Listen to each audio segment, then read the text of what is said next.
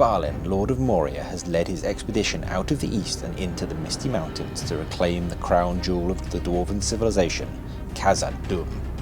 But nearing the very threshold of their fabled kingdom, they are ambushed by an old foe, the great Goblin King of Goblin Town. Will the mighty dwarves be able to fight their way through the ambush, or will Balin be dragged down by the festering hordes of Goblin Town? Find out in this 600-point match play battle report.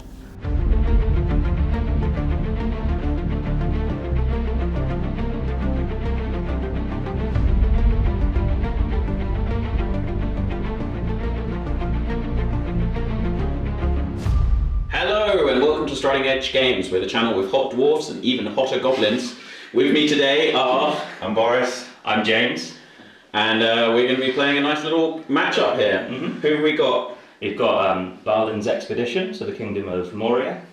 Yeah, and the fanciest goblins, Goblin Town, down to Goblin Town, who've come to reclaim their rocks or something. I don't know. Yeah, I mean, there's some nice barrels or something, and they're keen on barrels. Dwarven axes, that's what we've figured out. The goblins are carrying dwarven axe heads. Yeah. The dwarves happen to have a lot of dwarven axes, so they come to take them from you. Well, good luck. Might not end too well, but yeah, it's a lovely match-up thematically. It's we're somewhere under the Misty Mountains? Yeah, somewhere under a mountain, that's for sure. Yeah, I mean, maybe Balin's heading through on his way to Moria, or perhaps he's, got a bit lost. But yeah, we're going to be playing a nice little match play game here. We're going with the Clash by Moonlight scenario. It's Dark Underground, you knew. Yeah, apparently. It's quite a straightforward scenario. Basically, it's going to be difficult. It's an uphill one for the goblins, I think, because I've got 7 heroes to keep alive, and they're off at least half pretty rubbish. So that's a lot of victory points that could possibly be given up to the dwarves, and the dwarves have 4 heroes. So I have a lot more heroes to lose, but then I suppose a lot more heroes to kill with. The primary for the mission is you get VPs for killing or wounding the enemy leader. So my leader is the Goblin King, and yours is Balin with his 1,000,000 defense. And then you get VPs for breaking the force, which I think will be very easy for you, and pretty difficult for me. Your average defense across your army? 6 or 7? 6, 7, I think that's about right. Mine is 3.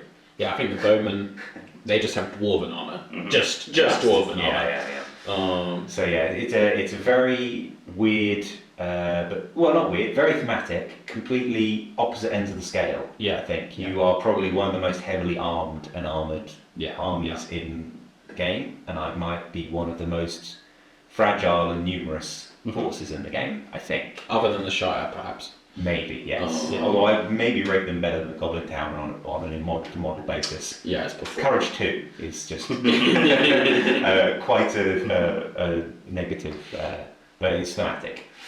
Other than that, I think you get points for killing heroes or having heroes alive at the end of the game. If you have killed heroes and you have more heroes alive than your opponent, you get more points. And if your opponent has no heroes alive, you get loads of points there. Yeah. And otherwise, there's just a single special rule, which is the Dark Knight rule, which is going to reduce your shooting range to 12 inches. It's not a huge deal with dwarf bows or the Goblin King's single shooting attack. Yeah, but you're only losing 6 inches of shooting, and my shooting is my single. Oh no, I do have a second throwing weapon. Grinner's got his little whip. Oh yeah, he can throw a massive 2-inch range. Yeah, so that will be in range. Yeah, the Goblin King's throwing a goblin is 12. So it won't affect me whatsoever. Almost like they planned it. Yeah, but it's quite nice though, because the flip side is you get +1 to wound, because somehow arrows are more dangerous in the dark. Which is going to be bad for the goblins, I think. Really bad. I think you're going to be killing goblins with bows on 3s, because you're strength 3 dwarf bows. Yeah. And the goblins are defense 3. So pretty much an unprecedented situation in middle of shooting. Yeah. But I think so. We're going to give you a nice little quick overview of the armies. Yeah. You'll see some shots of those and an overview of them deployed out. But I think we're going to roll off the priority. Yeah, sure. I'm going to be on Mordor dice today, and you are Dale dice. Dale, which I think is thematic. He's just come from near, Erebor. Yeah, he's boring. So he's keeping an eye on his or bringing the theme of his Dale friend with him. Right, evil, big 3. Big 5. Okay, yeah, starts off strong. Priority for the dwarves. All right, into turn 1.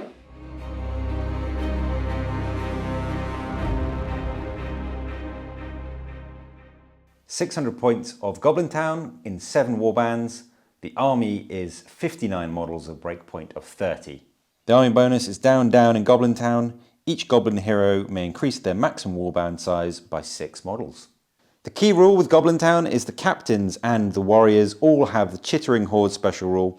This means that any model can support as if it had a spear. They don't get to make special strikes, but it does mean that the entire army can support one another, barring a couple of models.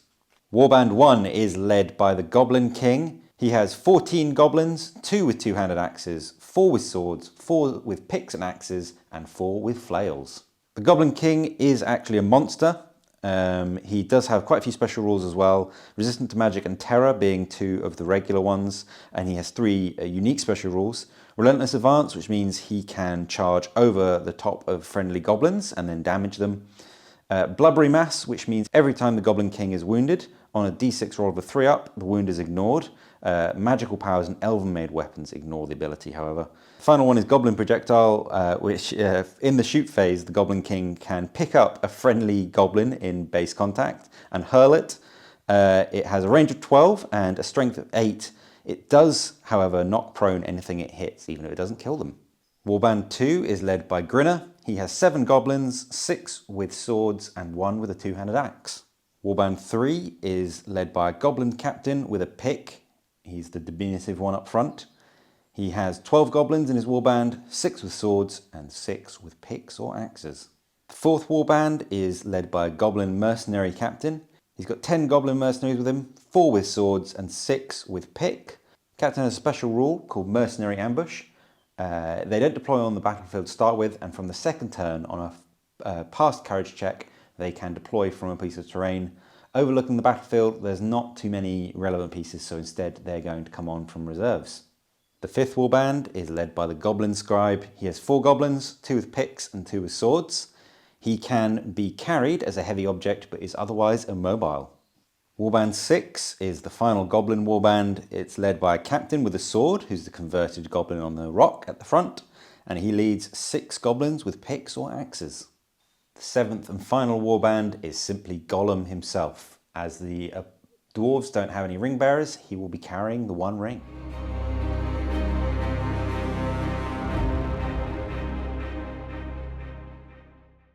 £600 points of the Kingdom of Moria, led by Balin, consisting of 4 warbands. The army's special rule is the wealth of Moria lay not in gold or jewels, but in mithril, which means that friendly dwarf models with either Khazad-dûm or Moria may reroll to wound rolls of a 1 when fighting in close combat. The army is 30 models strong, which means it has a breakpoint of 15 models. The 1st warband is led by Balin, who has heavy dwarf armour and Durin's axe, and it consists of 7 Khazad guard with 2-handed weapons and a dwarf warrior with a banner. Balin has the special rule Longbeard, which means that he may spend a will point to enable his side to reroll their d6 in the priority phase. 2nd warband is led by a dwarf shield bearer, who has the special rule in defence of the king, which means when he's within 3 inches of Balin, who is the nominated hero, he may declare a free heroic combat. He also has a special rule lead by example, which gives a 12-inch leadership bubble, which means dwarfs within that range can reroll failed courage tests. His warband consists of a single Vault Warden team. 3rd warband is a captain and 8 models. 3 of the models are dwarf warriors with shields. 1 has a war horn, and 4 of them have 2-handed axes. Final warband is led by a dwarf captain with an axe and shield, consists of 4 dwarf warriors with bows and 4 with 2-handed axes.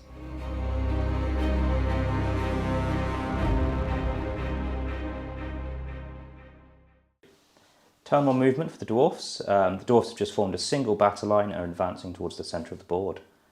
And the Goblin Town movement, we have run up in a nice little horde, a little gribbling horde.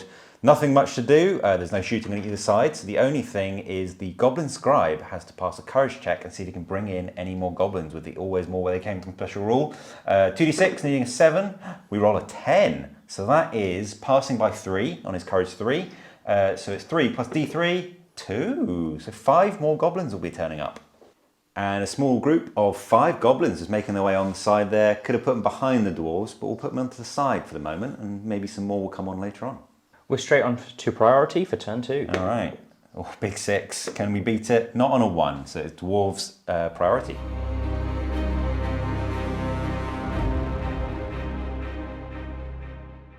Turn 2 movement for the dwarfs. No heroic moves or actions of any kind. Seeing the small flanking force, I've elected to split my force into a bit, keeping the bulk of my line close to the Goblin King, but making sure I've got my flanks covered in case of any more goblin shenanigans, particularly with those mercenaries coming in at any point. Turn 2 goblin movement, and we've just run forward in a big wave. Not much tactics to it. Gollum did put the ring on, and other than that, we're just kind of lining up to try and maybe envelop the dwarves. We have a courage check for the goblin scribe, see if we can bring on some more goblins. That is a fail on a 5, and he doesn't have the will to correct it. We do, however, turn 2, have a goblin mercenary warband who might be able to come on. So courage 3 on the captain there. That is a pass on an 11, so let's see where we're going to bring them on. There weren't any terrain pieces on the board for deploying, so we just brought them on from reserve, and we've chosen to come from the eastern board edge to kind of start committing to this envelopment in full. We're probably going to get shot at in the next turns, but I think it's looking quite numerous for the goblins, which is what we want. And straight on to turn 3 priority, evil rolls, a big old 1, another 6 for good, so dwarf priority again.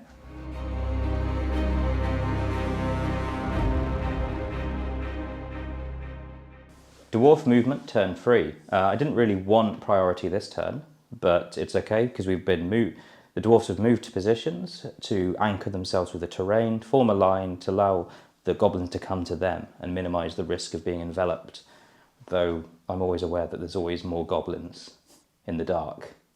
Goblin movement, turn 3, and the lines are nearly clashing. We've moved up, nothing was in range to charge, but we're setting up for a good few sort of overwhelming combats hopefully next turn. Gollum passed his Lure of the Ring special rule because he's wearing the ring and passed the climb check, so moved up on top of that rock, hopefully maybe getting behind the dwarven lines. The mercenaries just moved up, everything else ran up. We do have a throwing weapon. The Goblin King is going to pick up a goblin in front of him, and he's going to pitch it at one of the dwarves in the line there just to see if he can make a hole. He moved, so 6 to hit. That is a big 6, oh my god. Okay, it is strength 8, defense 7, so we are wounding on 4s. That is a 5, and the first kill goes to the Goblin King. Oh my goodness. After that impressive result, the Goblin Scribe's going to see if he can bring on any more goblins. Need a 7. That is a 6. I don't think it's worth spending the will on it, so none this turn. Turn 3 shooting for the dwarfs. The 2 dwarfs closest to the pillar are going to fire on the encroaching mercenaries. It's 1 hit, needing a 4 to wound. 1 gone. There's a dead mercenary. Next to shoot are the 2 archers close to the shield wall, who are going to fire upon the closest goblins to them. They need 5s to hit as they've moved. No hits. Straight on to priority for turn 4. Could be a big one. Evil rolls. Oh, big 6. And good to get the 3, so that is evil priority. We might be getting some heroics.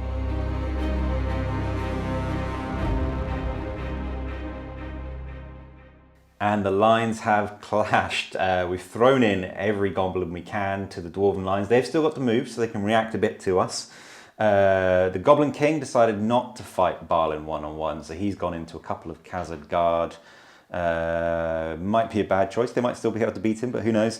The rest of the line, the dwarves have done well. We're struggling to bring our numbers to bear on the other flank, and the mercenaries are running for those dwarven warriors with bows, but a few have split off and are running round the pillar to try and envelop. Other than that, Gollum passed the ring check and continued climbing over, so he has snuck behind dwarven lines. We might be able to use him in the next couple of turns to bring some fight values down. And we have the Goblin Scribe. See if he can bring on any more goblins. That is an 8, so he brings on 1 plus d3, 1. So 2 more goblins come back on. And the 2 goblins just came on to the rear of the board. Turn 4 movement for the dwarfs. Seeing their, the envelopment, the dwarfs have solidified their lines, forming up together. Archers have moved back to provide ranged fire on those mercenaries on the flank, and now a single dwarf warrior with a two-handed axe is going to attempt to charge Gollum, needing at least a 7 on his courage check to pass. And passes. There we go. And now charge Gollum. Turn 4 shooting for the dwarfs. The 4 archers, having moved back, are going to fire on the encroaching mercenaries, needing 5s to hit. That's 2 hits. It's not bad. And then 4s to kill. That's 1 kill. Start of the combat phase. I decided not to do any heroics with the goblins. We've only got the Goblin King in combat, and I think I want to keep his might for other things. The dwarf player, however. Yep. So using the special rule in the defense of the king, the shield bearer is elected to call a heroic combat. Balin has also spent a point of might to declare a heroic combat as well. The shield bearer will use piercing strike against 2 goblins. It's 5 and a 6. Rolls a 6 in the combat rolls, so there's not even any point with the goblins. Let's see. Well, we got the 6 as well, but the goblin, the dwarf wins on fight value. Thanks to piercing strike, killing on freeze and re-rolling any 1s, thanks to the Moria special rule, which is needed. There we go. 2 dead. In his heroic combat, he will join Balin's combat. Next heroic combat, everyone in this combat is going to piercing strike. So we'll start with Balin. Yep. Oh, only a 2 so far. Only 2, yes. And with his reroll, Balin get a 4. Okay. Now it's the shield bearer's 2 attacks. Oof, terrible. Okay. And finally, the Khazad Guard. Highest is a 4. Only a 4 high so far. Let's see what the 2 goblins get. A 4. So only a 4, but the dwarves do win on fight value. Thanks to all of his stacked bonuses, Balin is killing on 2s with rerolls of 1s. I think that'll do it. Yeah, Dead 2 twice wounds. On to the regular combats after those heroics. So we have the first 2 goblins against a Khazad Guard on the left of your screen right next to the rock there. The 2 goblins get mighty 2 high and the Khazad Guard a 4, so the Khazad Guard wins. Killing on 2s, rerolling 1s. That is a dead goblin. Next we have a captain and a goblin versus a Khazad Guard. The captain with a point of might if he needs it, 3, and the other goblin a 1. 2 high for the Khazad Guard because of the two-handed weapon bonus, so the goblins actually win 1. Khazad Guard's defense is reduced by 3. So they bringing go them to defense 4. Defense 4, the goblins will be winning them on 5s. 2 strikes. That is a kill. Oh no! Next on the line we have 2 goblins versus a dwarf warrior. 6 high. 5 high, so the goblins win that one. 2 strikes. No, not on a 4. Same again, 2 goblins versus a dwarf warrior. 5 high. Oh, 1. So the goblins win that one. 6s to kill. Oh, we get 1 and more. And lastly on this side we have a dwarf captain versus a goblin and Grinner. Grinner rolls a 4 and the other goblin rolls a 3. Dwarf captain, 6 high, so he wins that easily. Freeze to kill. Yeah. In the centre of the board we have Gollum versus single dwarf warrior who's charged him. So Gollum has 2 attacks and has brought down the fight value of the dwarf to 2, which could be quite good. Rolls a 5, let's see what the dwarf gets. A 2, so so Gollum wins. 5s to wound the dwarf, and that is a double 4, nothing. Switching to the right hand of the line, we have the second clash. We have a 1-on-1 right on the very end. 2 opponents, both with a 2-handed axe. So Goblin rolls a mighty 2, goes down to a 1, and the dwarf rolls a 1, goes down to 1, but wins on fight value because we're tied. Needing 2s to kill. Next we have 2 dwarves against a single poor goblin who rolls a 4. 5 high for the dwarf, so he gets pushed back. Both require 2s, rerolling 1s. And that is a dead goblin. Next we have 2 goblins versus a dwarf with a 2-handed axe. Get 5 high. Oh, it goes down to a 4 because of the 2-handed weapon, so the goblins actually win that fight. 6s to wound. Oh, we get 1 wound on the dwarf. 1-on-1. Yeah, dwarf wins on fight value there, double 3. Needing freeze to wound, rerolling 1s. There we go, gets it on the big 6. We then have the Vault Warden team fighting against 2 goblins. So 2 on 2. 5 high for the goblins. 4 for the dwarves. We actually managed to push the Dwarven team back. Against the Warden's defense 9, fairly ludicrous, we're looking for 6s by 5s and get a 4 and a 1, so nothing there. Next up, we have a dwarf and a captain versus 2 goblins. So the 2 goblins, 2 attacks. We roll a double 1. The dwarves can roll if they want, but they automatically win. 3 high so far, but the goblins lose. 3 strikes against the front guy, needing 3s. Rerolling 1s. Dead once over. 2 goblins against the Khazad Guard next. The goblins get 5 high. Khazad Guard 4. Banner reroll. Using the banner reroll. Doesn't help. Needing a 6. No, not a 4 and a 1. And the fight to end all fights. We have the leader on leader, 3 Khazad Guard and Balin versus the Goblin King. It's going to be an interesting one. So you have 5 attacks coming back at the Goblin King, starting with the Khazad Guard. Yep, they're going to use one-handed weapons. Yeah, to just smart. maximise the chance to hit. So And 6 high. 6 high, and then you want to see what Balin gets on his 2 dice. And Balin gets 1 and a 2. So luckily you got the 6. Goblin King, 3 attacks. Or 5. Okay, I think I'm going to have to spend a point of might. So we are in a dice off to see if we can win. It's my priority. So let's see. 1, 2, 3 evil. 4, 5, 6 good. Really could be using this. That is a 1. The Goblin King wins the fight. Winning that fight by the skin of his teeth. I think we're going to strike the Khazad Guard and just try and get as many dwarves off the table as possible. We're strength 5, 6 with a piercing strike, needing 4s to wound. And that is 2 dead Khazad Guard. That's a mighty tally. And that was the end of the turn. Pretty interesting. We managed to win more fights than I thought. We are losing goblins at a fairly good rate, and we managed to keep the Goblin King alive for another turn. He's looking quite exposed there. But straight into priority, let's see what we can do. It's going to be another big one. Oh, in the tray, 6 high. 2, so that is Goblin priority.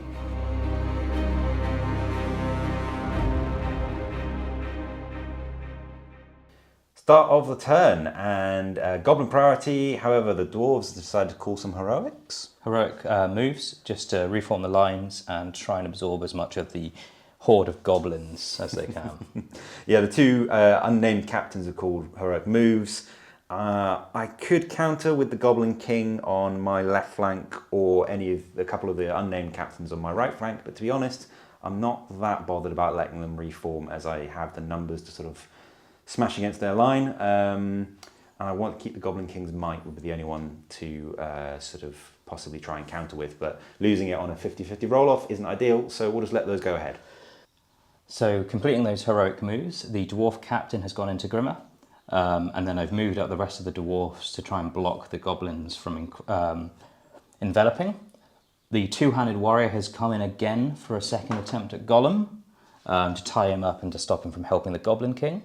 Balin has moved in with the Khazad Guard to go against the Goblin King again.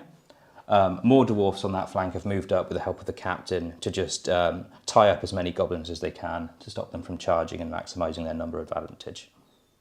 And the regular goblin moves carried on, moving around the pillar to try and envelop the mercenaries, and a few other goblins moved up in reaction to the dwarven heroic moves. Not too much to do. They've done well in blocking us. A lot of those goblins at the back are just moving sideways to try and move around and get to combat next turn, maybe. Gollum didn't need to check for the ring as he has already been charged. On the other flank, we're looking a little bit more outnumbered, or rather even-numbered, which is outnumbered to us. Evened up the fights wherever possible, threw some goblins into the fight with the Goblin King and Balin, so hopefully we can delay the inevitable there. And the last thing to do is check if the Goblin Scribe has found any more goblins to bring on. Courage check, that is a 6, so no more goblins today. Shooting phase, the 3 archers to the right of the screen are all shooting at the mercenary captain, needing 4s to hit. 2 hits, now they 4s to wound. 1 wound. As a wound, we may as well spend a fate point on this, and we pass, but we have spent that fate. Start the combat phase. Goblin Town aren't calling any heroic combats, but Grinner is going to call a heroic strike to desperately see if he can survive against that enemy captain. Over on the Dwarven side, got 2 heroic combats, the Shield Bearer and Balin, to try and maximise chances against the Goblin King again, and try and take him out of the game. there we go, into the combats. Starting the combat with a Shield Bearer against 2 goblins. Yeah, heroic combat. So see what the goblins get. Oh, a big 6. Shield Bearer gets the 6 as well, so that he wins on the fight value easily. With Piercing Strike, we'll need 3s, rerolling 1s. There we go. That's enough. With the heroic combat now completed, the Shield Bearer takes 2 goblins off of Balin. Now into the next combat, thanks to the Shield Bearer's heroic efforts, Balin is now only facing 2 goblins. Yeah, so we got a goblin and one with a 2-hander supporting, so he's -1. So the regular dice roll 2 and the 2-hander a 6, which unfortunately goes down to a 5. Balin's 2 attacks back. 4, okay. You do have a banner reroll. Using the banner to reroll a 2. Oh, goes to a 3. Going to reroll using During's Axe. Yep. Oh, there we go. So thanks to the 2-hander weapon and Durin's Axe, the goblins lose that fight. Now needs 2s to kill. Only just. He is dead. And so very happy that those heroic combats panned out, because it meant that Balin was able to reposition behind the Goblin King and trap it, hopefully wounding, if not slaying him this round.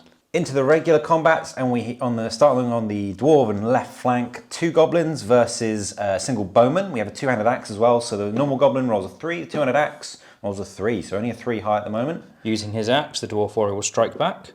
Oh, rolls a 1. Okay, Rolls a so 1. we do win that fight. The sword is wounding on 6s. No, and the 2-handed axe is wounding on 5s. No, not on a 2, so he survives. Next we have Grinner versus a dwarf captain, and Grinner has a goblin support. We did heroic strike, so we are fight 3 to the captain's fight 5. However, we are gaining d6, 3. Okay, so we go up to fight 6. So we do outclass him in terms of fight, but we still have to win the actual duel roll. Grinner's 2 attacks, 3 high, and the supporting goblin, another 1. Okay. Captain strike back. Oh, big 6. So can't do anything about that. That is a real shame. The captain will attempt his strikes, needing 2 4s. Oh, okay. It's a 5 and a 3. You could might that. Let's see what his fate does.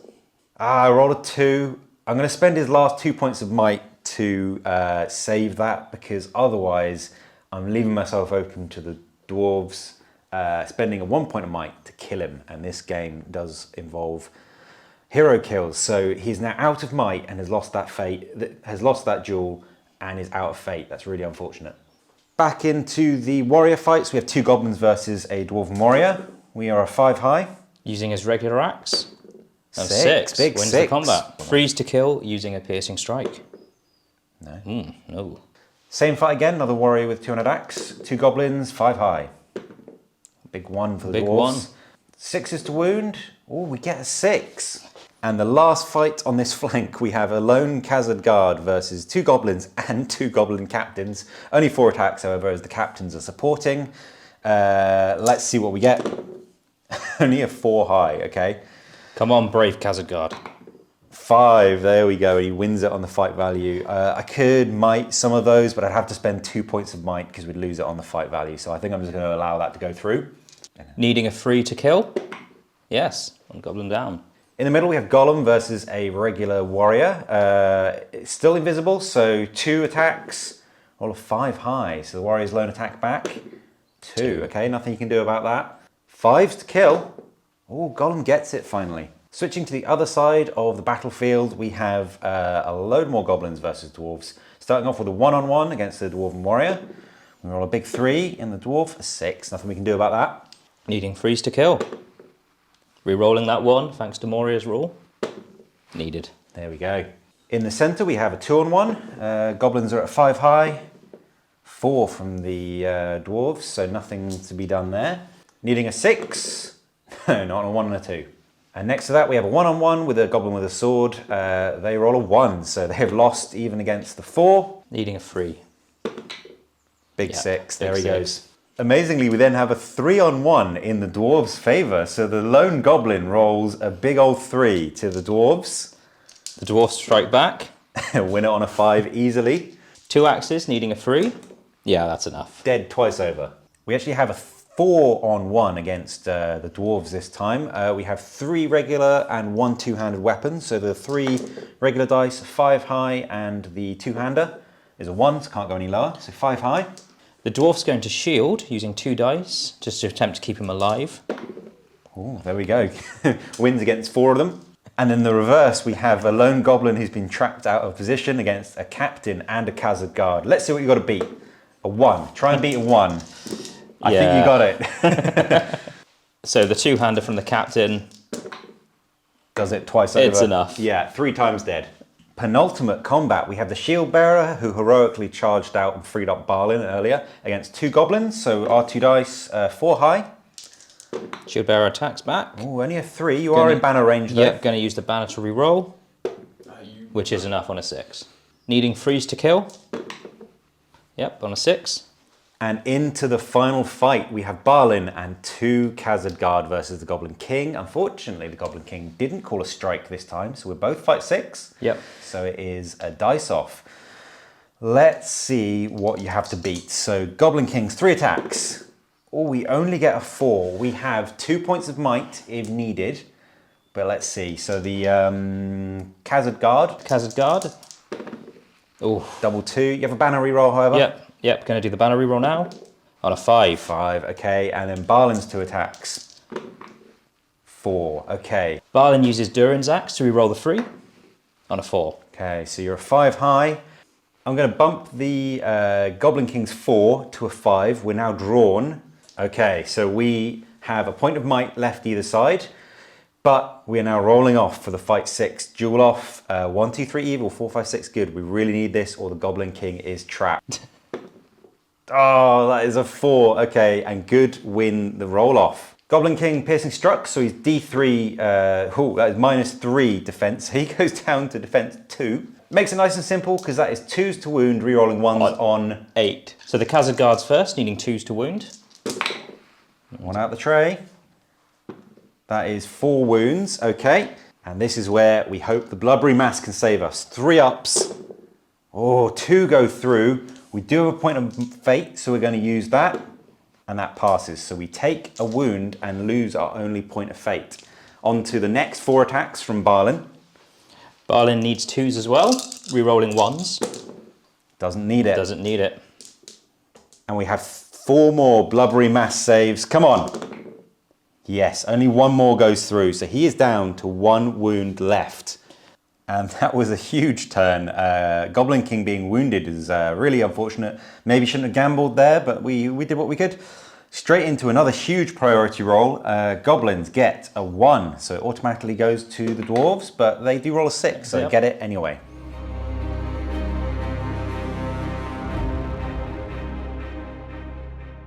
Start the turn, and Goblin Town, we've called a heroic on the tiny little angry captain just on our right flank there. Going to try and swamp the flank that we're doing slightly better on and push forward. Other than that, no heroics. The Goblin King's only got a point of might left, and it'd be probably pretty silly to spend it on a move. And that's the end of the heroic move. The little captain just moved slightly, and then everyone else moved around him. We're finally able to make our numbers sort of pay off. Most of the combats are several goblins versus a dwarf. Crucially, Grinner has charged back into that dwarf captain and brought a lot of friends. The only slight unfortunate part was Gollum was in the range. If I needed him to move, so if he decided not to come along with me, he would have just stood there. Really, I wanted him to go into the Goblin King's combat, but that would have taken him beyond the 6-inch range. Slightly unfortunate for myself, but hey ho. So he's just come this way, away from the Goblin King, and he's just going to go into the back of one of those Dwarven archers. Onto the Dwarven regular movements. Movement for the dwarfs, capitalising on their fairly successful combat phase on this side. The dwarfs have moved up to preempt the goblins' movement, tying up as many models as possible and hoping to do some more damage to the Goblin King. On the ropier flank, things are looking fairly challenging with heavily outnumbered and more goblins coming in from all sides. So the archers have actually moved in to try and secure a kill on Gollum, trapping him, passing all of their courage checks, thankfully being just within range of the shield bearer to need those rerolls for courage.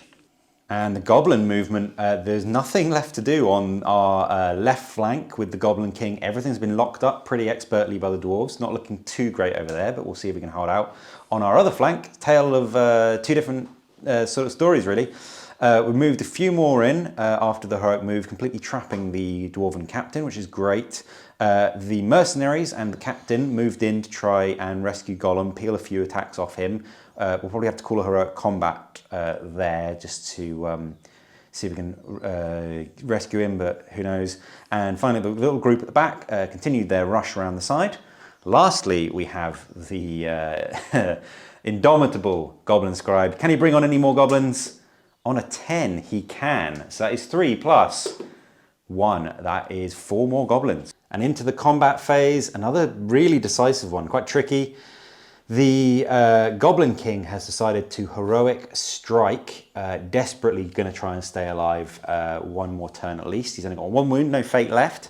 In return, Balin has also done a heroic strike. yeah, I think it's a great idea. The shield bearer will do his free heroic combat. Yeah, and then on the other side of the board, to try and save Gollum, who might be in trouble here, the mercenary captain has spent all his points of might to call heroic combat, and if we can pull those dwarves out of position, then we might be able to free him. We have 2 heroic combats going off, so we're going to roll to see who goes first.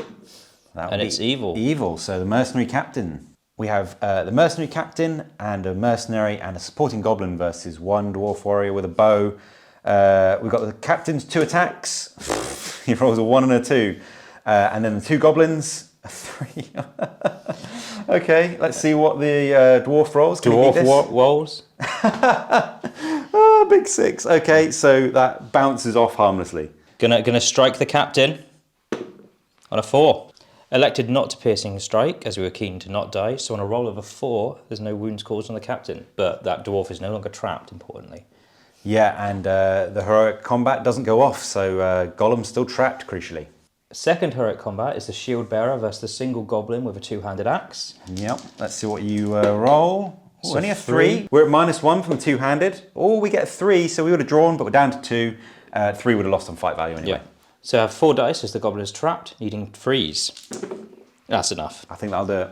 After that combat came off, the dwarf shield bearer moved straight into combat with the Goblin King. On to regular fights, and we have a dwarf warrior with a 2-handed axe versus single goblin. Okay, we roll. Oh, big 6. Ooh, 1. right, 1. Okay, goblin actually wins. Needing a 6. No, not on a 4. Next combat, we have 2 warriors versus a single goblin. Yeah, let's see what you have to beat. A 4. Oof. Double 3. Amazingly surviving. Needing a 6. No, not on a 2. The next combat is the dwarf with the shield next to the Vault Warden team. Yep, 1-on-1. So single dice, we roll a massive 1 and a 4 from the 4. dwarves. So push them back. With piercing strike, require a 3. Thankfully, thanks to the Moria special rule, get to reroll that 1, which is needed. Vault Warden team versus that single goblin. Okay, let's see what you have to beat. Another 1. And a 5. Big 5. For the shield bearer, 3 kills the goblin. So next combat is a 1-on-1 with the dwarf with horn on a 5. Big 5. The goblin has 200 axe, so -1 to this roll. Another 1. -1. Goblin does not win. The goblin is trapped, so 2 dice needing freeze.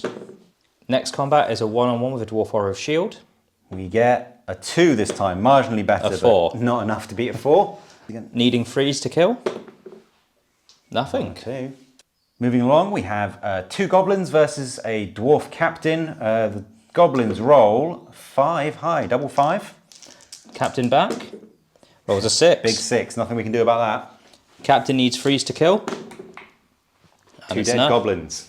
Next combat is the single Khazad guard against 2 goblins. Going to use his 1-handed axe for this. Goblins are piercing, striking, obviously. 2 dice. Oh, big 6. Come on. Or 3. Going to use the banner reroll. banner range. Oh, the trait. Oh, so close on a 5. So close. Needing 6s. Oh, so close on a 5, but we don't manage to kill him. Moving on to the next flank, we're going to do Gollum's combat first, as he's currently trapped. We want to maximise that advantage. Yeah, absolutely. Managed to peel off 3 of the other archers, so it's only a 1-on-1, but he is trapped. So we'll roll first with Gollum. He has a single might point if needed. Oh, only a 3. That's really unfortunate. Let's see what the dwarf can get. Oh, only a 2. Yeah. So Gollum does win. It was a long shot. 2 strikes from Gollum. No, not on a 3 or a 2. Doesn't wound. Next to Golem, we have an archer and a mercenary in a one-on-one. Mercenary rolls, quite a big 6. Dwarf rolls a 3. Okay, so he does win. 5s to wound, not on a 1. Next combat is the archer, as if he loses his combat and dies, it gives the warrior with a two-handed axe room to maneuver. Yeah, good idea. So we have 2 dice from the goblins against 1 from the dwarfs. 5 high for the goblins. 1 for the dwarf. 1 for the dwarf. So he is trapped. There's no piercing strikes, so it is 6s on 4 dice. A 5, a 4, and a double 1. So no, he stays alive. Next up, we have a Khazad guard against 5 models, one of which is a captain. So there's a lot of attacks coming in. We'll start off with the 4 attacks from the goblins and their supports. 5 high, and then the captain who has might. We do roll a 6, so the Khazad guard, I presume, is not using his two-handed axe. The Khazad guard's going to use a single-handed axe. And rolls a 6. Amazing. And even the goblin captain has fight 3, so the Khazad guard wins that on fight value. Going to put a strike against the captain, needing a 4. On a 4. Ooh, okay, he'll burn his single point of fate. Doesn't get it on a 3, and we'll just have to let that go through. Next up, we have 3 goblins against a single dwarf warrior. Goblins get 6 high on their 3 attacks. 1 attack back from the dwarfs on a 5. Close. Not quite enough. With the trap, we have 6 attacks. The support is wounding on 6s. That is the support, gets the kill. The penultimate combat, we have a fairly outstanding 9 goblin attacks going into this single dwarven captain. Grinner is completely out of might, so we don't have anything to modify this with, and we have fight 3 highest. So we'll roll 8 first and see what we get. That is a 6. There's no need to roll the 9th attack, and we are on a 6 high. Dwarf captain's going to shield. Oh, and these gets the 4. Not quite enough, unfortunately, but fortunate for us, we might actually be able to do some damage for once. All right, starting off the attacks, we're up against the captain's mighty defense 8. We have 1 with a 2-handed weapon who is 5 by 3s. Nothing there. We then have 4 attacks from the swords, needing 6s by 4s. We get 1 6. Can we get 4? No. And then we have 4 attacks from supports with no rerolls. Oh, 1 6. We need it followed by a 4. That is another 6. So that is 1 wound so far. We then have 4 picks, wounding on 6s. Nothing. 3 1s and a 2. And then we have 4 attacks from Grinner, also wounding on 6s with his strength 4. Absolutely nothing. Out of 18 attacks, we do a mighty 1 wound. Can the captain save it with his fate point? Let's see. Oh, not on a 1. So we managed to put 1 wound on a captain. And on to the very last combat. Could be the most important. We have the Goblin King versus Balin, the shield bearer, and 2 Khazad guard. He has no fate, 1 wound, and no might. However, the King and Balin both called a heroic strike. Both fight 6, so let's see what we got up to. The Goblin King. Up to a mighty fight 7, so that's unfortunate. Can the dwarves match it or exceed it? Balin. 3, so he goes up to fight 9. So we are outnumbered on fight. Uphill struggle. All right, into the fight. The Goblin King will roll his 3 dice first. Let's see what we get. A 6. Okay, so we do have a 6. You do have to beat the 6. Mm-hmm. You do have to meet the 6, sorry. The 2 Khazad guard with their 2-handed weapons. It's not enough. 4 and a 1 so far. Balin. 5s. Yep. And then the shield bearer. That's enough. There you go. We got the 6. The Goblin King cannot match that, so he loses the fight. Goblin King obviously living on the edge, called a piercing strike, so his defense goes down by D3. 1, okay, not too bad, so he goes down to defense 4. Khazad guard needing freeze. Ooh, Going to re-roll that 1. Not enough, but there's still 3 wounds so far. 3 wounds so far. Balin. Again. 4 more. Okay, we're up to 7 wounds taken on the Goblin King. And now the shield bearer. Ooh, re-roll that 1. Okay. 2 more wounds. So that is 9 wounds on the Goblin King. Can he make 9 3-up blubbery mass rolls? I only have 8 dice, so we'll roll all these and 1 more if he survives. Let's go. Come on, Goblin King. He almost does it. He passes every single one but 1. The 9th one, let's have a look. He passes as well, so he dies by 1 wound. He's so close. After that epic duel, we're into priority roll for the next turn. Again, another big one. Evil roll 1. And dwarfs roll a 4. Dwarven priority.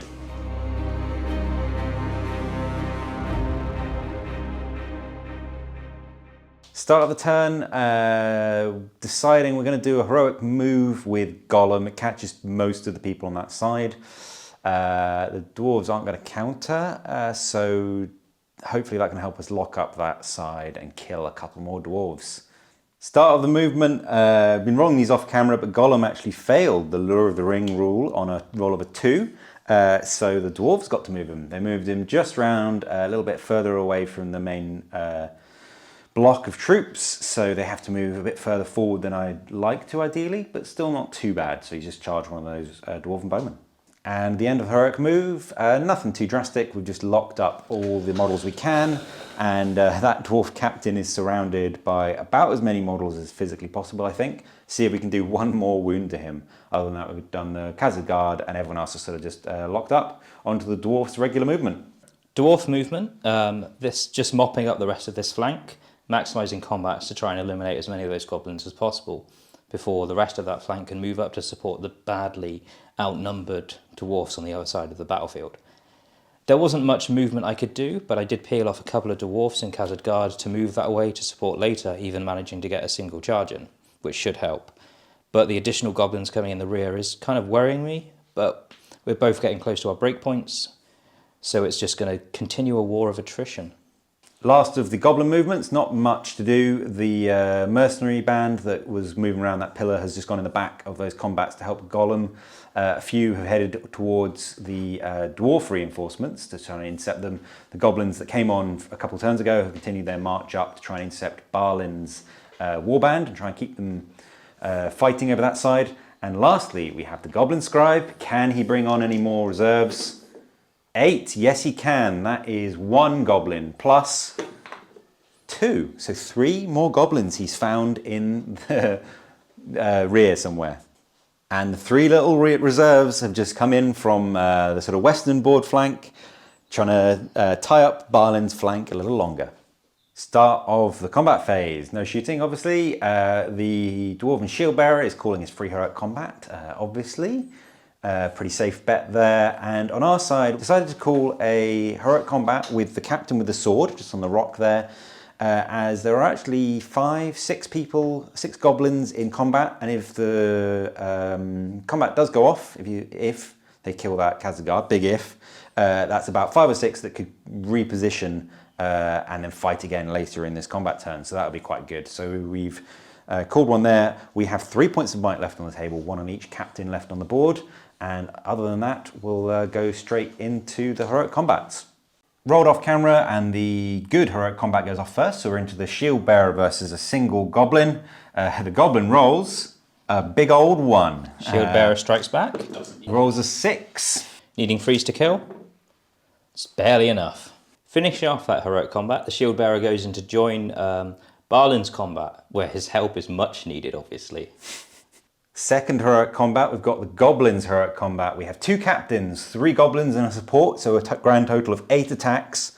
The 4 attacks from the goblin captains, we have points of might on these, so first 2 double 2, second 2 we got a 5, so we could make a 6, and then 4 regular attacks.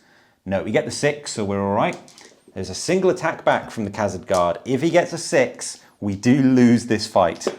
Oh no. Not on a 1, so we are able to win, finally. Captain with a pick, piercing strike, so he is wounding on 5s, 4 attacks. Yeah, we get it on a double 6. Finishing up, the 2 captains ran in to support other fights. Wasn't quite enough for him to squeeze through between the Khazad Guard and the other warrior, so we couldn't do a proper wraparound.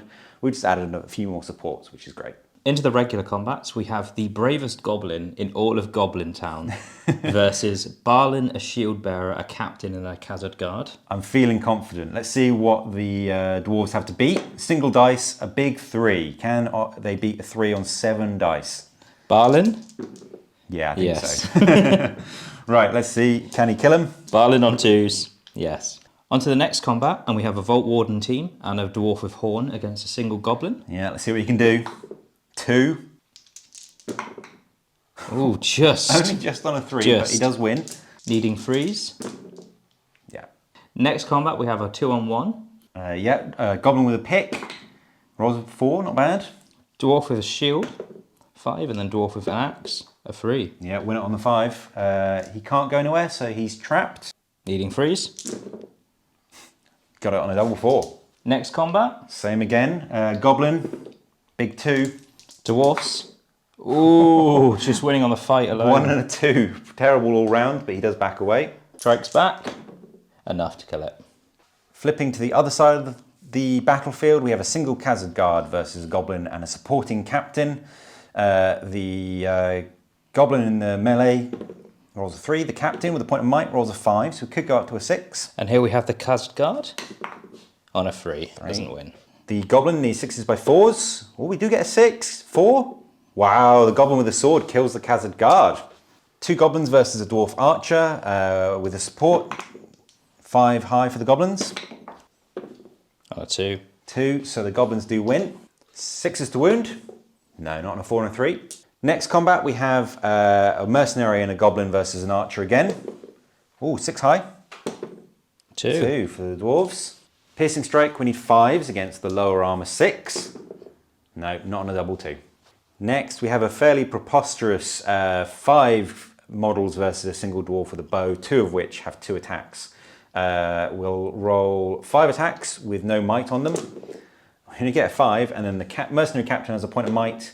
Still only a 5 high, so we could go to a 6 if it's needed. Let's see what the Dwarf attacks back. Dwarf gets a 2. First 4 are needing 5s to wound. Yeah, get it on 1 just. We have a second Archer against a Captain and 2 Goblins. So the 2 Goblins, a 6 high and the Captain 5, so 6 high. Dwarf gets a 5. 5s for the Captain. Yeah, get it just on a 5. And the last fight, we have Grinner and a lot of Goblins. It is 11 attacks at the Dwarf Captain, who is shielding. So we'll start out with 8 first. There's no difference as Grinner's got no might, so we'll just roll them all at once. Okay, yeah, we finally get the 6. So 6 high. If the Dwarf Captain gets a 6, he wins on fight value. Oh, I saw it then. Quite, almost. Not quite. Grinner's 2 attacks become 4 strikes. He's strength 4, so needing 6s. We get 1 6, and that finally brings that Dwarf Captain down as he is out of fate. So that's the end of the turn. Dwarfs did quite well clearing one flank, but very much struggling on the other. So the emphasis is on getting Moria's, the Kingdom of Moria up to support that flank and hopefully stop it from entirely collapsing. Yeah, it's almost 2 different games here. Crucially, we killed that 1 captain, so we've got 1 hero killed, but equally crucially, the Goblins are now broken, suffering exactly 30 dead. We'll go into another huge priority roll, I'm sure. 3 for the evil side. 4 for good. the Dwarves, so it's Dwarven priority again.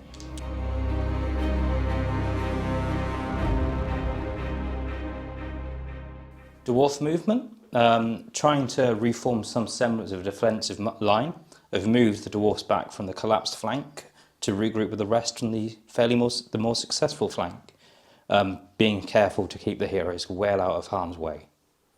Goblins move, and now we're broken, the real difficulty starts. 2 Goblins ran from the group of 4 there, and crucially 3 from the rear just disappeared. So those flanking Goblins are now gone. We have 1 Goblin right on the end who passed his check.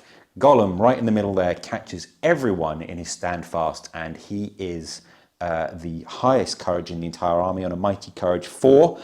So we need a 6 on 2 dice. If he can catch everyone would be great. Passes on a 10. So that is fantastic news for us. Everyone there is safe for this turn. Halfway through the move phase, realised all the other heroes aren't caught by Gollum's stand fast. We have several other courage checks to take. Firstly, we have Grinner on courage 3. He rolls a 5. He has 1 point of will and no might left, so he runs. Then we have the captain, the diminutive little captain. He rolls a 5. He has 1 will point and a might point left, so he can just pass his courage check, but he's now out. And the captain with a sword rolls a 9, so he's okay. And lastly, the mercenary captain rolls a 10. He's also okay. So not too bad, but not great. That's another hero off the board. Lastly, after all those moves, we have the mighty scribe, courage 3. Does he run? No, on a 10, big 10. Second courage check, can he bring in any more goblins? Not on a 3. That's probably the right way around that I'd like them. So he sticks around, but no more goblins come on. And that is the end of the goblin movement. Just moved up in a big old horde. Not much to do, unfortunately. We've tagged 2 dwarves in combat, so we'll be able to get some fights off. Hopefully do a wound at least, but it's looking fearsome, that dwarven shield wall again, so we'll have to smash up against it. First combat is 1-on-1 with a dwarf warrior with bow versus a single goblin. Yeah, a mercenary, so 1-on-1, mercenary rolls a 3. Dwarf rolls a 6. Yeah, wins. pushes him back. Needs a 4 to kill. It's enough. And then we have a 4-on-1 against a dwarf. Get a 6. Oh, so almost close. with a 5. Almost. 3 goblins are wounding on a 6. Oh, we do get a 6, and the last one was on a 5. Yeah, double 6, so we kill that last dwarf. Priority for the next turn, another big one. Both sides now broken. Evil roll a 1. And dwarfs rolled a 6. Yeah, there we go.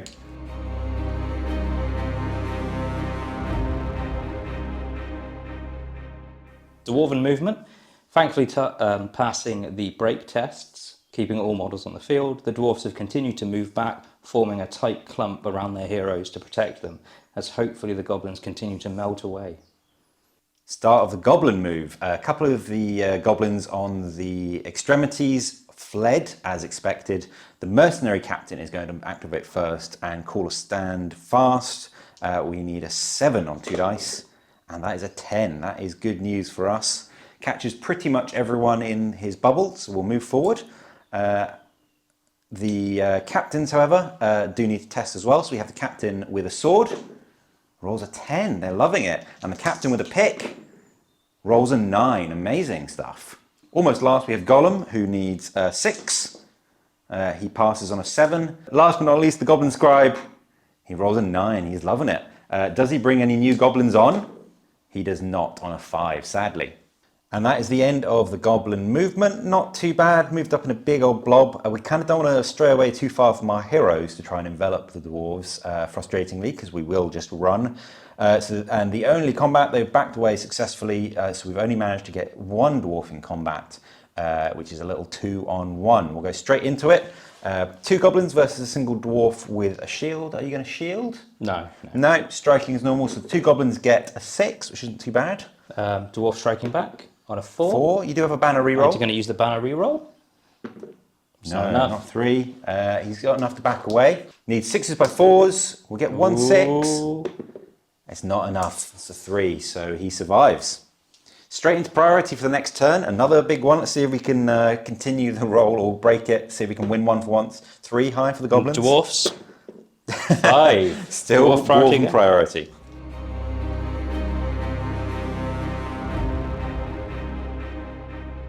Start of the turn, the goblins have decided to call a heroic move on the captain with a sword on the little rock. That means I only have 1 point of might left on the board completely, but if we get the move off, we might be able to swamp the dwarves. In return, the dwarves have called A heroic move as well. With their captain, I believe. Yep, 2-handed captain. Yeah, so it's a roll off to see who goes off first. 1 to 3 evil, 4 to 6 good, and another good priority win. So the dwarves move first. Dwarf movement. Passing all the courage checks, the dwarfs back up, forming a better defensive line. Start of the goblin turn, and the captain on the rock with the sword, also called a heroic move. So he's going to push his friends forward. So to start with, he has to pass courage checks. We're broken. Oh my god. Okay, rolled a 3. He has a point of will left, but that will only take me to a 4, and he is courage 3. So he disappears, runs away, and his heroic move fails to go off. Gollum's next up. He's right in the centre. Probably will catch everyone. Courage 4. He rolls a 5. He has no might and no will left, so he fails on a 9. We're hoping we don't continue a trend here. We have the mercenary captain's going to try next. He's courage 3. He gets it on a 7, so he will catch a few at least in his stand fast. And we'll go straight into lastly the captain in the upper top left of the goblin side. And we roll another 3, so he is also disappearing. We're left with 1 hero left on the board.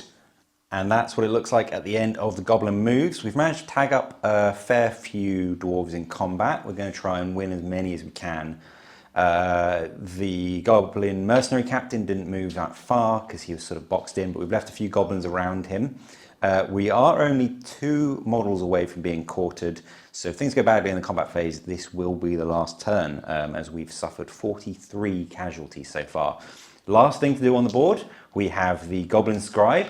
He has a courage check to pass. He is courage 3, so we need a 7. That is a 6. He is going to spend his single point of will to stay alive and stay on the table. Does he bring any more goblins on? Let's see if he can find any more. Not on a 4, but that's better than rolling a 4 for the first check. So no new goblins, but the Scribe does stay around. Into the combat phase, and we have no heroics, nothing fancy going on, just a bunch of warriors wailing on each other. Starting at the bottom of the screen, we have a 1-on-1 with a goblin mercenary versus a warrior with a bow. The goblin rolls 1. And the dwarf rolls a 6. I think that beats him. Needs 4s to kills. Yeah. There we go, gets the mercenary. Next we have a 4-on-1, unlucky little dwarf. Let's see if we can actually, we can do something. 5 high, it's still possible we could lose this. Very possible on a 6, he's loving it. Need a 4 to kill? Yeah, that's enough. There we go. Next to that we have a 1-on-1, single mercenary, rolls a big 1. And a Dwarf rolls 3. 3. 4s again. Ooh, I get to re-roll thanks to the army special bonus. Doesn't matter. One of the last Khazad Guard is going to 2-hand against 2 goblins. Yeah, we got 2-on-1 here, so we you roll first this time. It's not going well for the goblins. That's on a 3. Goes down to a 2 for the 2-hander, and the goblins, there we go, the 6. The support is 6s by 4s, not on a 1, and the mercenary is 6s. Oh no, not on a 4. The next Khazad Guard is going to do the same again, 2-handed. Doesn't want to get up shown up by his buddy. 2 goblins, big 6, it's not bad. And a 5. Goes down to a 4, so the goblins win that one as well. The support is 6s by 4s, no, and the front rank 6s. Oh no, 4 again. And the last combat is the Vault Warden team versus 2 more goblins. So we have a 2-on-2 effectively. Lead off, why not? Go on, the last combat. Let's see what the Vault Wardens can do. Big 4, okay, and the goblins, 5, okay. You are in banner range. Oh, no. doesn't matter. So the Vault Wardens are pushed back. We are strength 3 against the fairly ludicrous defense 9 of the shield bearer. So we are 6s by 5s. Rerolling 1s, however. 2 strikes, no. A 2 and a 3, unsurprisingly does nothing. And that is the end of the turn. Counting it up, the goblins have lost exactly 45 models, which is 3/4, so they are quartered, and as per the mission parameters, the game now ends. Both sides have lost heroes, both sides are broken, so not sure who's won this. We'll have a count of the victory points, and we will see you in the post-game.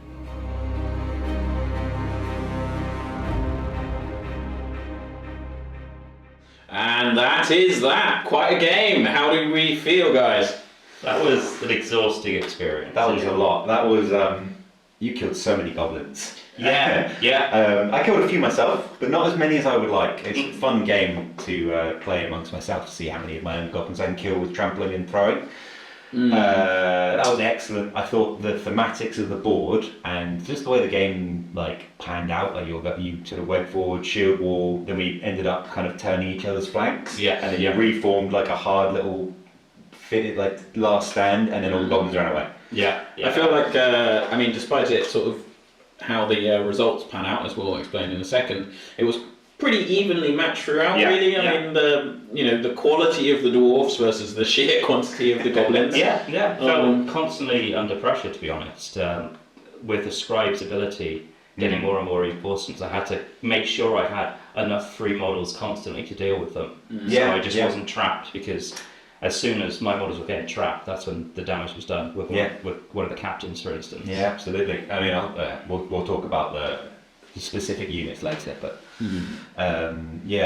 But yeah, so I mean, it was very close there right up until the end. Unfortunately, just a few too many goblins, heroes, fled the battlefield. Right. Yeah. But to just cap over the scores quickly, I believe that the dwarves got a leader kill. Yeah. They took down the Goblin King pretty brutally, and in the Clash by Moonlight, that is worth 2 victory points. Both sides were broken though, however. Just managed to break the dwarfs. I think 1 model. I think you got the last model and the penultimate turn, Yeah. and that was enough to break them. So that's 3 victory points apiece. But the key thing here is to do with the heroes killed. Unfortunately for Goblin Town, they did have 7 heroes, which was quite a few. All these lovely ones here.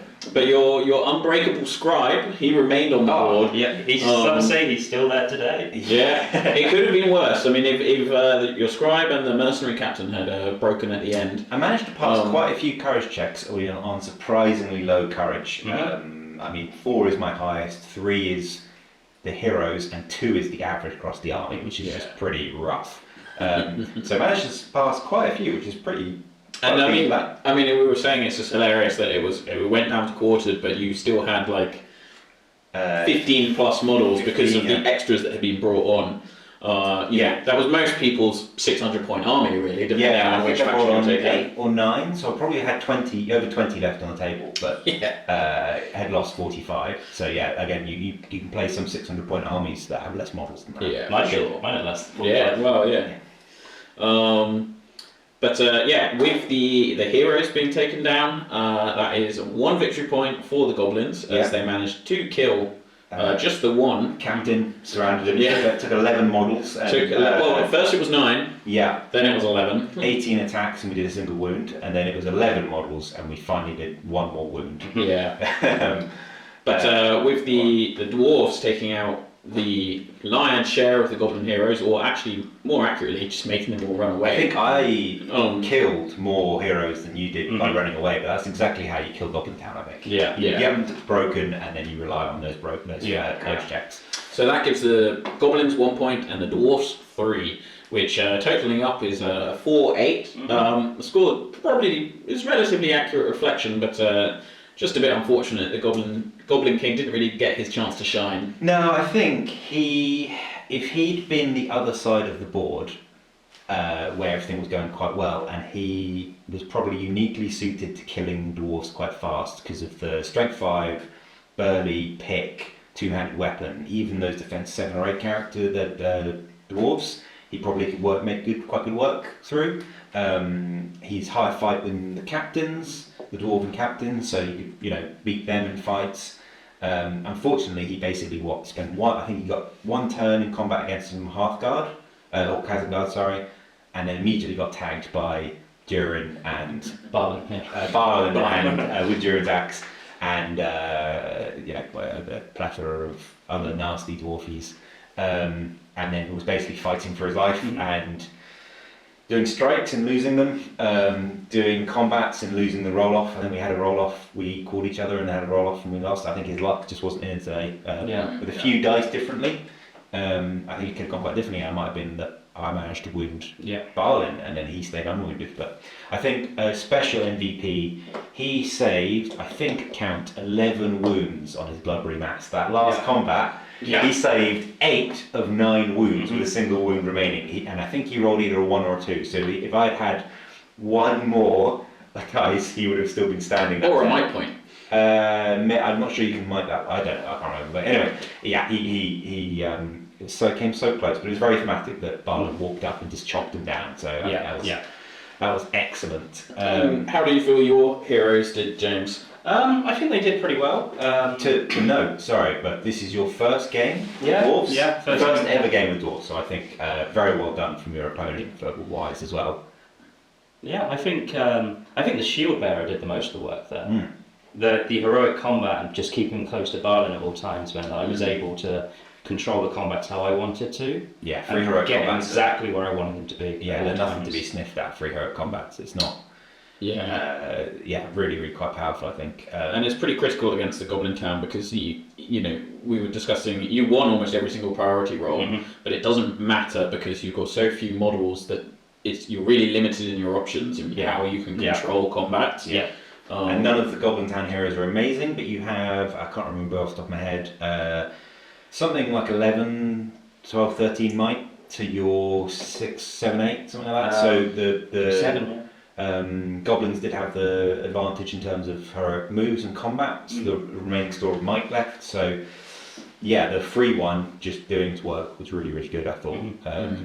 Up against them, from my point of view, it's just, oh my god, that high defense. And we knew we were going to, the fight 2 on the line, the regular goblins, we knew we were going to be outfought and losing on draws, that's fine, but oh my gosh, like even when you win and even with a piercing strike, it's like, you had some very good dice rolls at the very beginning. I think your dice rolls were pretty bad to start off with. Mine were pretty hot. I think that first line clash, when our lines first properly met the very first turn of combat, I think we almost lost the equal number of models. It was about 5 or 6 aside. And I was sort of went, whoa, okay, I was expecting to maybe kill 1 or 2 and then lose 10. But no, and then it just slowly shifted back in your favour, which is actually how it should work. I mean, I never quite recovered the last flank though. That just kept falling apart. It was a sort of managed decline though. I mean, it wasn't it took a long time for the Goblins to crack through it. More than half my army the entire game to crack through it. It was only that last 1 or 2 turns, and I think everyone's. It's quite interesting. Everyone is quite scared of this little scribe and the fact that he can bring on more people. But I don't think we were saying we played yesterday in the Greetings from the Warp Specialist Games event. It was really great fun, and I took Goblin Town, played 3 games, and he stayed in place for every game. He never ran, never got killed, but everyone kind of freaks out about the extra goblins coming in, but in none of the games, including this one, I don't think they ever really swung. They were never decisive. It was just sort of a nice extra. Sometimes they were helpful-ish. It did tie you up a little bit more, but I don't think they were ever decisive, and then they actually just all ran. So I think it's a nice distraction thing. Yes. I wouldn't say it's a huge. Maybe if the game is very, very close and you can bring them in, or the game is happening right here, but because they come up from the board edge and they take quite a while to get into that again. And from my point of view, people are scared of it. I think the biggest strength is not so much that you're getting those new models you can immediately commit, but your opponent has to react to them. Yeah, maybe that's a good point. With me, it was already tied up. Knowing that there were models coming from my rear and both sides meant that I had to deploy and form my forces in a very particular way. Yeah, I guess so I didn't get trapped so much. Yeah, I just really think because if you, I can't remember what it is. It's something like 11 goblins. If you roll double 6 on the courage check and then a 3 on the D3, it's something like 10 or 11 goblins you can bring on with that. That's quite a serious amount. So I suppose it's just always the threat that 10 or 11 goblins could suddenly appear behind your lines. It's nice. I think he's great. He's a horrible little model in a lovely way. He's really gross. He's got a little poop bucket under him. Really bizarre. Like he's a little sort of frame of pulleys and stuff, and he's sat on top of rock. But he's great. I love him. He's thematically hilarious. Goblin Town is a very characterful, very fun army. Absolutely. I think that's what was great about this one. It was absolutely the right army to fight against. And it told a great story. Balin walked up and hammered the Goblin King. Maybe he survived to run away to be killed by something far scary. Or maybe it's afterwards, right? Because this is Balin after the Hobbit. So maybe this is the Goblin King's son, or he survived the first time, and Balin was like, I know how to deal with you. Just chop him in the belly whilst walking on his way to Moria. On the way. And we all know that story. Exactly. I think that about sums it up, really. I think so, yeah. It was a great game, guys. I hope you all out there enjoyed this as well. Naturally, we have all the sort of standard socials if you want to follow us. It's I think it's mandatory. If you've watched this game, I think it's the law, so I think you have to, I'm afraid. Please like and subscribe and all of that sort of stuff. It'll be popping up along the bottom if one of us has done our job right. From us, thank you for coming on, James. It's always a pleasure to have a good friend of the channel. You're basically part of it now as well, I'm afraid. So as we've talked about in our Quest of the Ringbearer campaign overviews, but James is probably going to be one of the players we bring on to be a foil to our adventures, so it's not just me and Jules playing each other. So you might see your face popping up and behind a pair of Balrog's wings or something, you know. Yeah, and we might. On the other side of the Moria coin. Yeah, we might see you soon in the underground of the deep, dark mountains of Moria. And I think that's about that. Yeah. Thank you very much for watching. Thank you. Thanks, guys. Good night.